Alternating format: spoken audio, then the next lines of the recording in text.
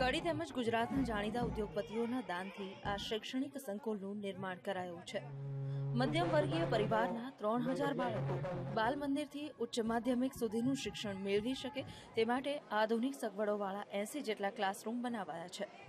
શહેરના કરણનગર રોડ પર અમૃત વિદ્યા સંસ્કાર મંડળ સંચાલિત ડાયાભાઈ પટેલ વિદ્યા સંકુલને સ્વામી સત્યમિત્રાનંદ ગિરિજી તેમજ અદાણી ગ્રુપના પ્રણવભાઈ અદાણીના હસ્તે ખુલ્લું મુકાયું। આદર્શ હાઈસ્કૂલના નામે ઓળખાતી આ સંસ્થાને 52 વર્ષ થયા છે।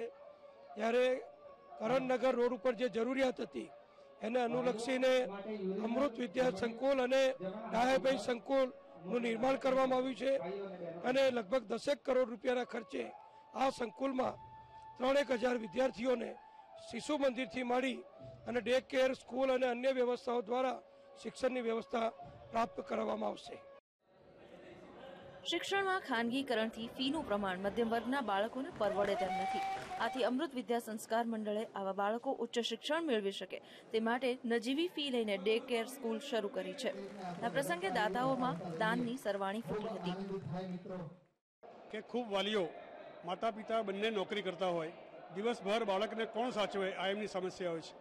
ડે કેર સ્કૂલમાં અમે બાળકને સવારે 7:15 થી સાંજે 5:30 સુધી ભણાવવાનું, પ્રવૃત્તિ, બપોરનું ભોજન, સાંજનો નાસ્તો, એને દફતર ઘેર લઈ જવાનું જ નથી હોતું।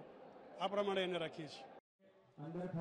મોંઘવારીના સમયમાં ગરીબ પરિવારોના બાળકો માટે ઉચ્ચ શિક્ષણ દુર્લભ બનતું જાય છે। બાળકોને ઉચ્ચ શિક્ષણ નજીવી ફીમાં મળી રહે તે માટે કડીના ઉદ્યોગપતિઓએ શૈક્ષણિક સંકુલનું નિર્માણ કરીને સામાજિક જવાબદારી નિભાવી છે। કેમેરામેન અરવિંદ પ્રજાપતિ સાથે સુરેશ મણોલ, VTV, મહેસાણા।